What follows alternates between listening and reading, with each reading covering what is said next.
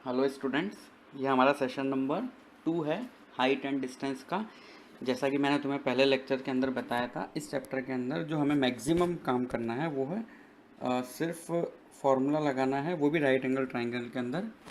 Maximum time हम लोग कौन सा यूज़ कर रहे हैं, tan थीटा। ओके, तो ये जेई मेंस 2007 में आया हुआ क्वेश्चन है। क्या बोल रहा है?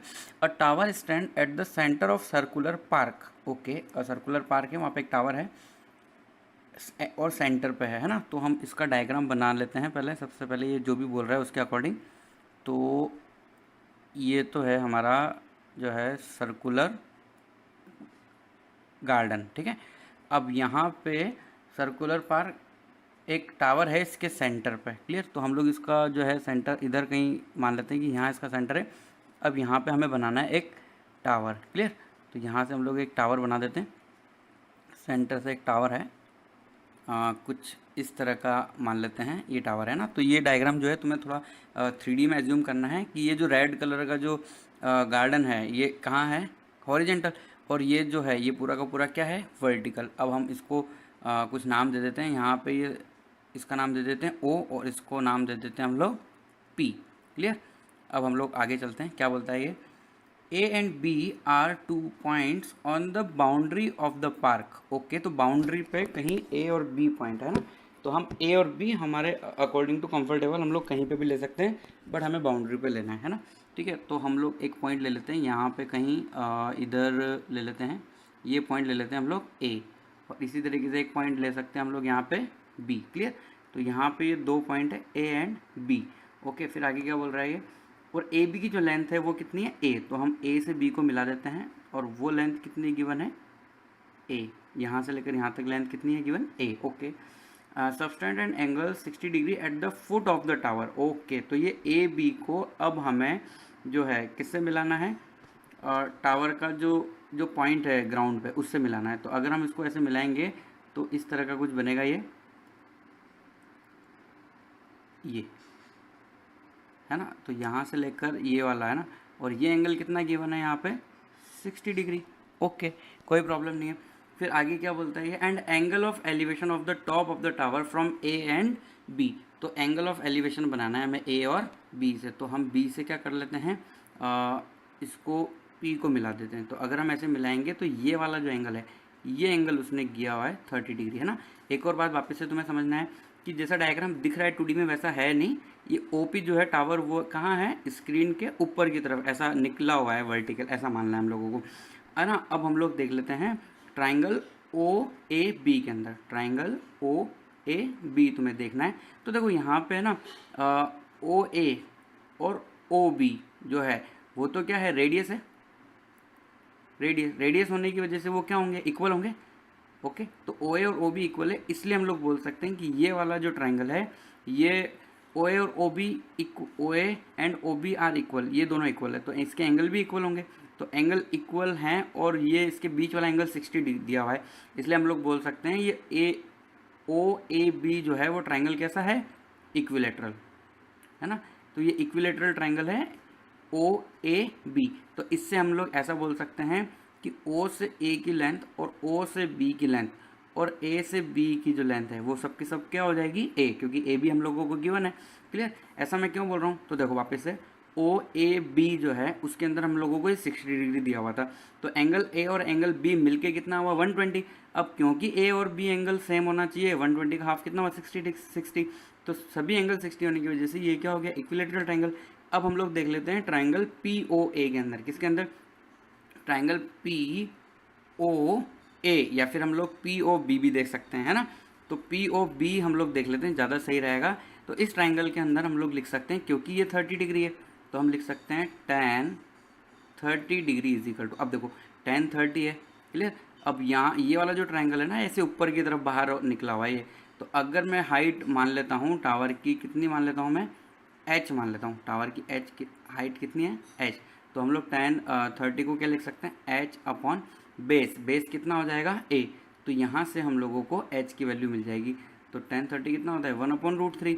तो इससे हम लोग लिख सकते हैं h इज इक्वल टू हो गया हमारा a अपॉन √3। तो ये कौन से ऑप्शन के अंदर अवेलेबल है? ऑप्शन नंबर ए के अंदर। तो देखो ये हाइट एंड डिस्टेंस जो चैप्टर है इसके अंदर तुम लोगों को डायग्राम सही बनाना है और थोड़ी इमेजिनेशन सही रखनी है। बाकी फॉर्मूला के अंदर कुछ भी नया नहीं है। ट्रिग्नोमेट्री का जो राइट एंगल ट्रायंगल के अंदर हम लोग फॉर्मूला लगाते हैं वही है। ओके, तो चलो नेक्स्ट क्वेश्चन की तरफ बढ़ते हैं। जेईई मेंस 2018 है ना, तो लेटेस्ट क्वेश्चन ही है। तो इस क्वेश्चन के अंदर देख लेते हैं हम लोग ये क्या बोल रहे हैं। P Q R is a triangular park with P Q is equal to, P Q किसके इक्वल है?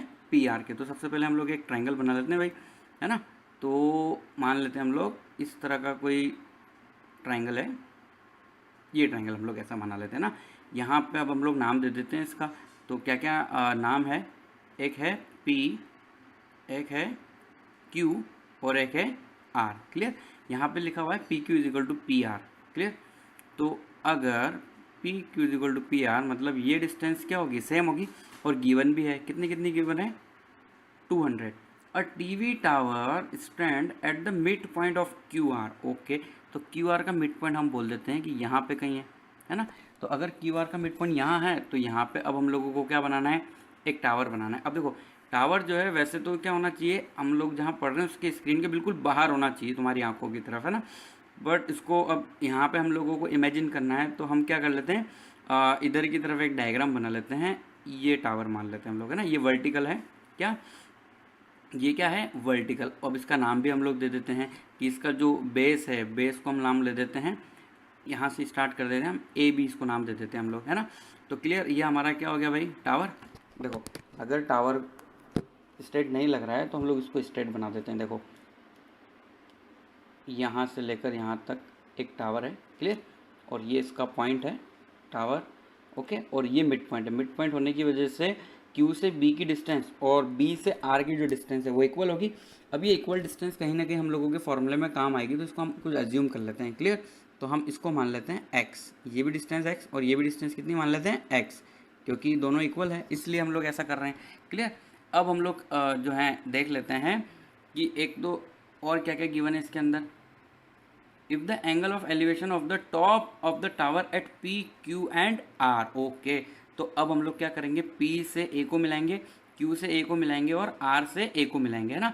तो यहाँ पे मैं थोड़ा जो है स्मॉल लाइन ड्रॉ करने की कोशिश करता हूँ ताकि तुम लोगों को ये पता रहे। और ये जो ए बी और बी ए जो है उसको तुम्हें ध्यान रखना है कि वो क्या है? वर्टिकल, स्क्रीन की तरफ, स्क्रीन से बाहर निकली हुई, है ना। तो लेट सपोज हम लोग P से A को मिला देते हैं। इसी तरीके से हम लोगों को किसको मिलाना है? Q से टॉप, टावर के टॉप को। तो अगर मैं ऐसे करता हूँ तो ये हो जाएगा तुम्हारा Q से A हम लोगों ने मिला दिया, है ना। तो ये पॉइंट है। इसी तरीके से हम लोग क्या कर सकते हैं? R से भी इसको मिला देते हैं ना।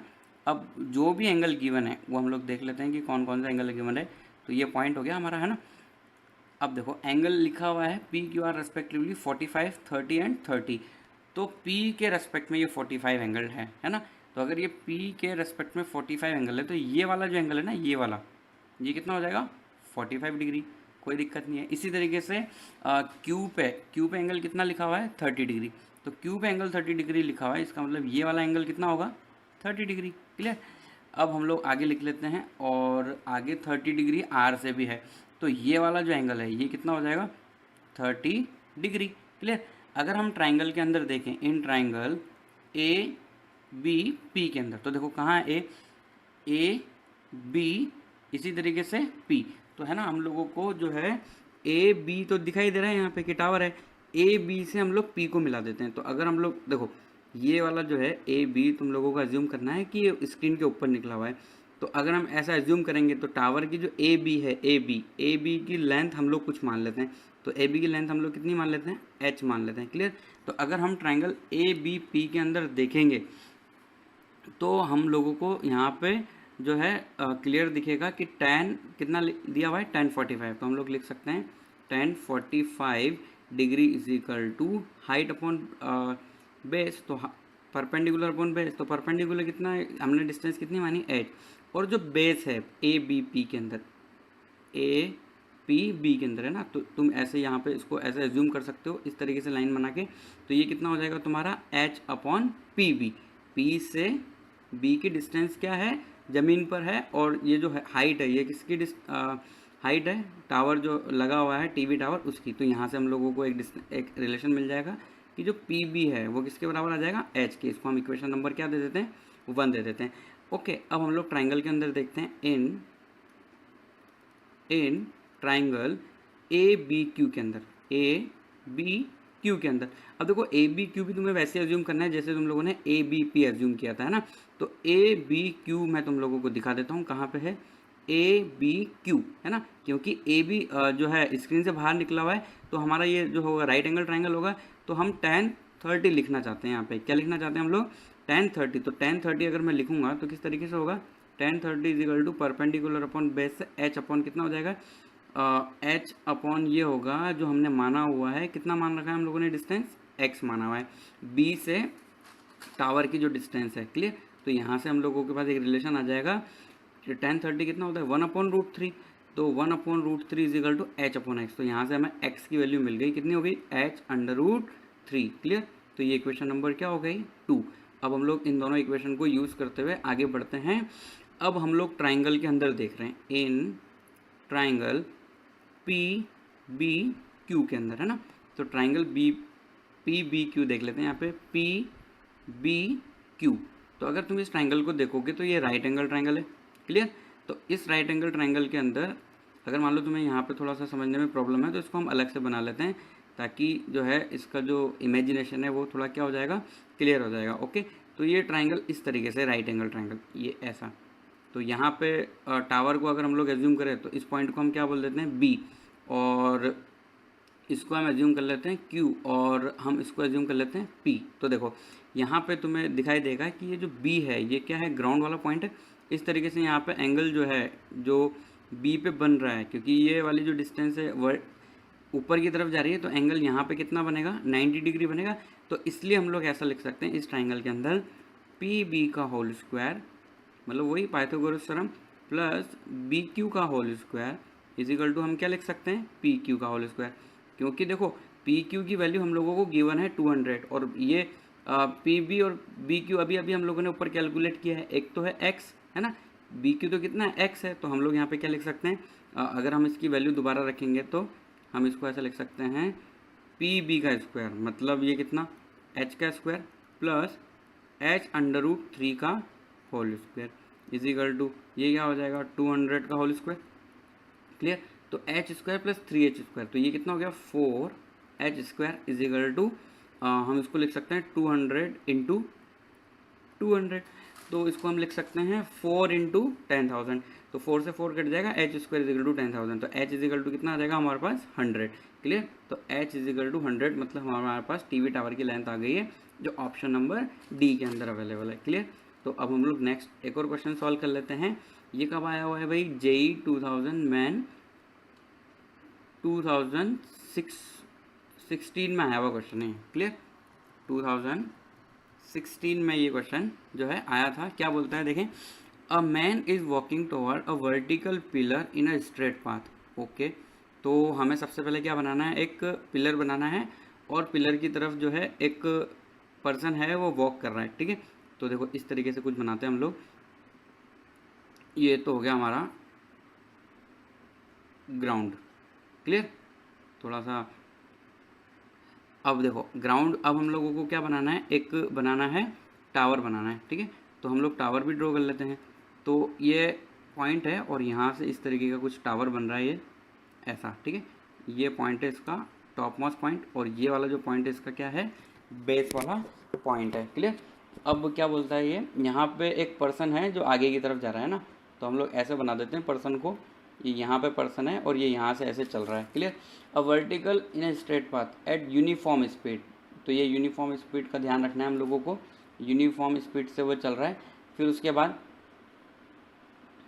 अ सर्टेन पॉइंट ए, ओके, तो हम इसको मान लेते हैं A point, on a path ही observe that the angle of elevation of the top of the pillar is 30 degree. Okay, तो ए से जब वो ऊपर देख रहा है टॉप मोस्ट पे, तो उसका एंगल कितना दिख रहा है, 30 डिग्री, है ना। तो ये डायग्राम तो हमने पहले भी बनाया हुआ है, तो ये एंगल कितना है, 30 degree. Okay, after walking for 10 minutes from A in the same direction, same direction means उसकी डायरेक्शन किधर है, पिलर की तरफ है, at point B he observe that the angle of elevation of the top of the pillar is 60 degree. Okay, तो हम ऐसा मान लेते हैं कि यहाँ पर वो कहीं आ गया है ना, तो यहाँ से अब हम लोग क्या कर लेते हैं, एक लाइन बना देते हैं ताकि एंगल ऑफ एलिवेशन हम लोग यहाँ पे रिप्रेजेंट कर सकें।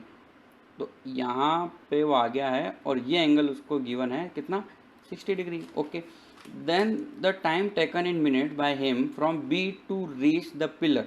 ओके, तो ये पॉइंट क्या है, बी। अब हम लोग इसको मान लेते हैं कुछ पी और इसको मान लेते हैं क्यू। तो ये टॉप मोस्ट पॉइंट है पिलर का।